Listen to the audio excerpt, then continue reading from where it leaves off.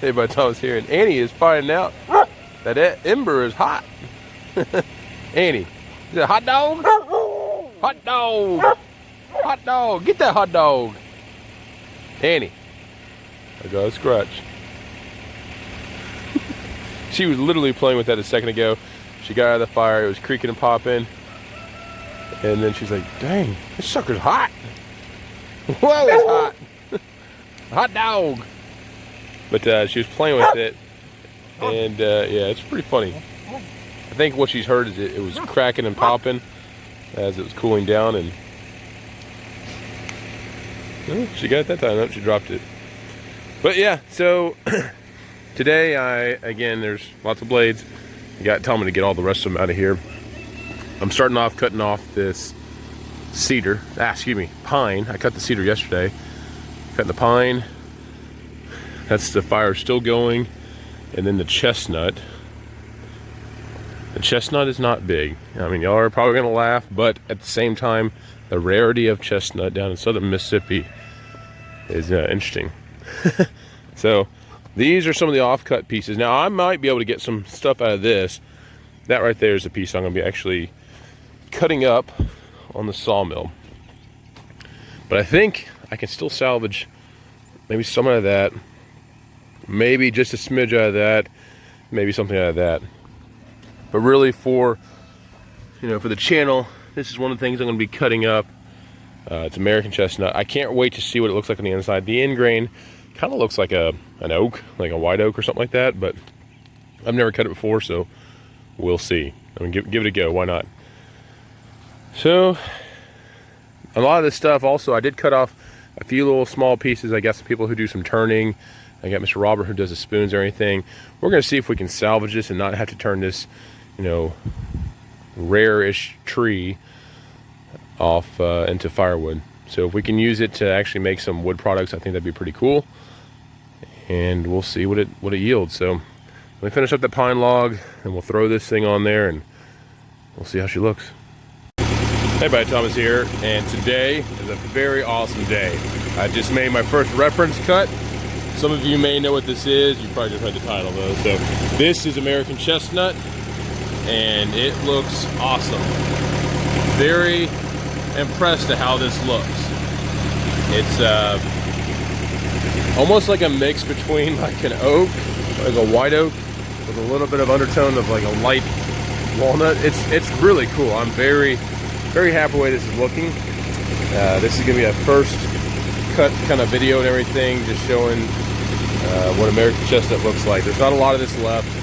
A lot of this was taken out and everything through a lot of different reasons, disease, bugs, all sorts of stuff.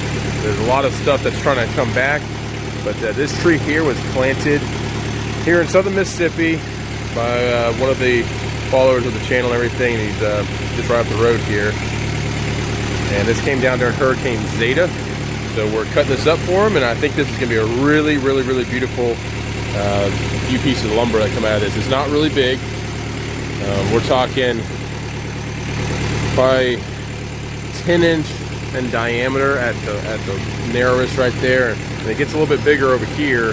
We're probably talking about 13 inches over here, and there's going to be some curl and stuff right here, which I think is going to be really nice. And down here, it's probably about 11 inches or so, just on the face. But I'm excited. This is going to be really beautiful. So give me a second, I'll reset the camera.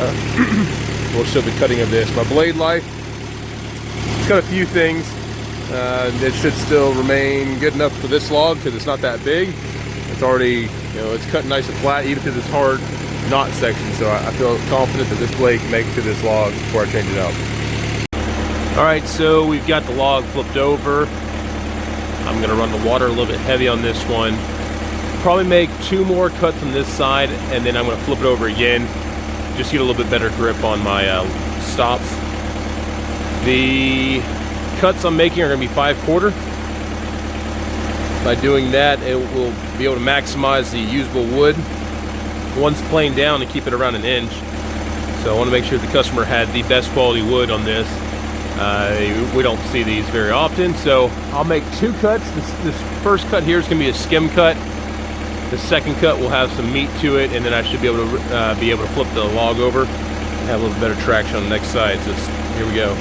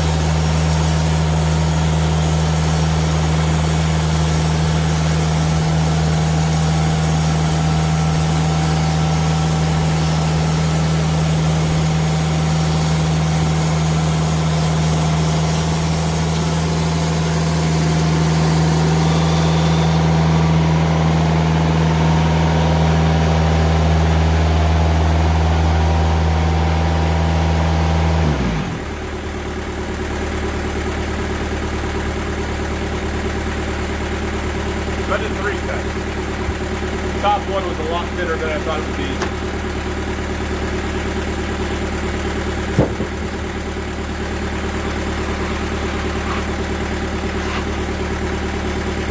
Nice knot section here. I ran the water heavy because I'm trying to prevent the amount of bluing that I've been seeing on some of this. The bluing you get when the metal reacts to the tannic acid and stuff with the wood. My goodness, y'all, this is gorgeous. I mean, like, really gorgeous. I'm pretty excited. I think the customers will be very excited too. I'll put this off to the side and we'll show this here shortly.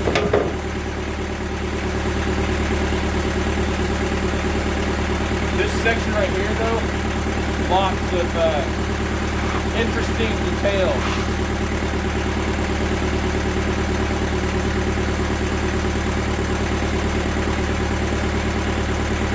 It smells very similar to oak.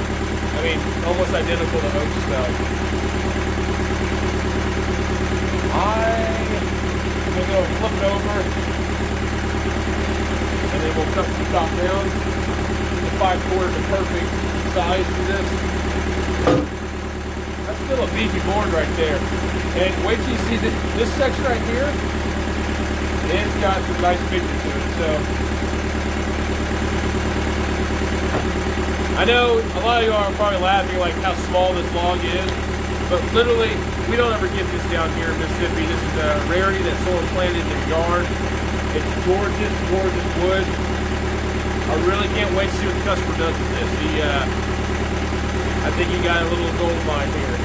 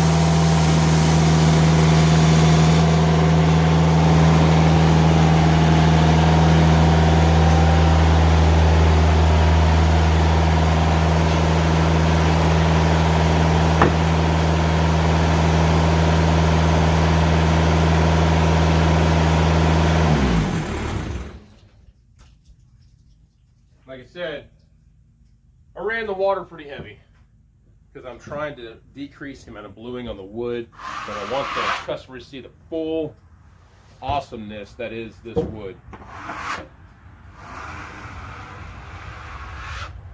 A lot of times when people come over and they see the bluing on the wood, you get a whole lot in oak and everything. It's just like, they're like, well, that doesn't look that good. And it's really, once you plane it down, it comes right off. Some really, really pretty boards. I'll show a picture of the, or a video of these in a second. Maybe I'll throw some water on some of these. This one section where the knot right below the knot was forming, it's got a lot of curl. So I think this is going to be really neat.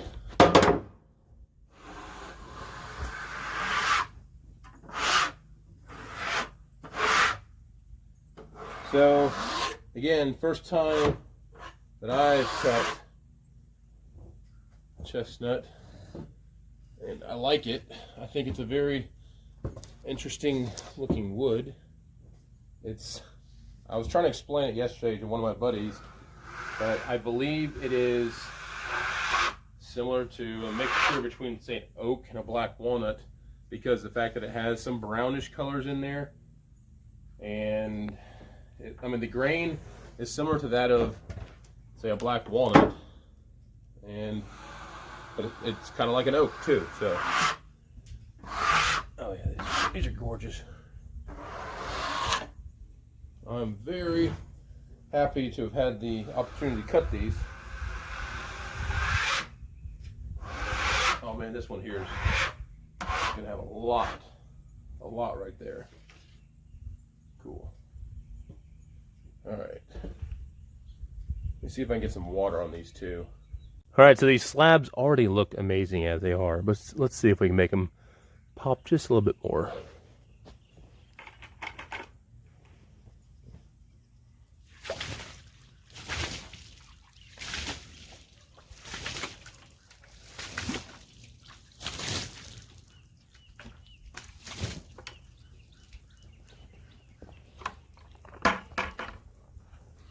Check these out.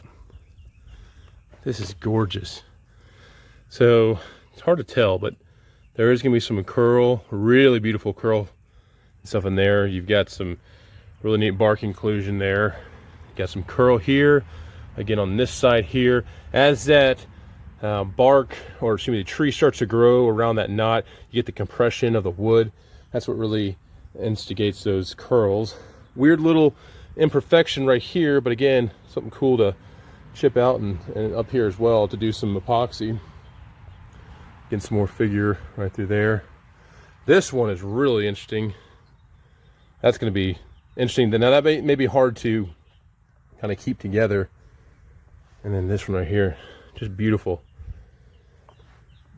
I like how the sapwood does kind of contrast with it. Just really, really beautiful stuff. That's definitely a first for me though.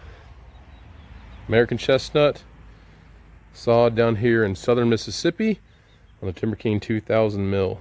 Very, very happy to get the opportunity to cut something like this. That's definitely out of the ordinary for down here. Now up in Tennessee, I have seen a few other YouTubers and everything. They do get a hold of some stuff like this, but you know, chestnut's kind of getting hard to come by. I think out of all this, I think this is my favorite slab right here. That section, I can't imagine what this is going to look like in that area right there. Just beautiful. So again, hope y'all enjoyed something different. First time cutting of the American chestnut here. I'm almost in awe though, because like the colors on this, it looks oakish and it looks black walnutish, somewhere in between. So pretty cool. I hope to cut some more of this in the future. Hopefully I can find some of this up in Tennessee somewhere, or wherever we go to next. There is a possibility we could be moving next summer, so we're just trying to see where that may be. It's exciting. You never know what's going to happen. It just needs a Navy and all that good stuff. So stay tuned. If you like the channel, please like, subscribe. I'm still sitting at about 90% of people are not subscribed to the channel. That's okay. I mean, what I'm trying to do is grow this channel more so I can potentially get some help on some of these projects I'm working on. The kiln is coming along. A little update on that. We have the pressure vessel and the steel, everything's cut and everything, and the welding is going on next week. The 1220 rebuild, the frame is all complete. We're welding on the what do you call it, the jacks, just like the jacks I have here and everything, and also the axle. So the axle came in, and I talked to this in another video. I don't know how in the heck it happened, but it's missing one of the hubs. So I'm trying to work it out with the people we bought it from, to say, come on y'all, just send me what I bought. And then the diesel engine swap. I was going to work on this weekend, but I haven't gotten around to it. But I'll be actually working it probably right here. This will be probably the easiest area. So that's actually the diesel engine going on to the 1220 mil. So again, please like, subscribe. We'll see. I'm actually going to be reaching out to some companies here soon and see if they can assist me in some of my projects. All right, stay tuned. We'll see you around. Thanks.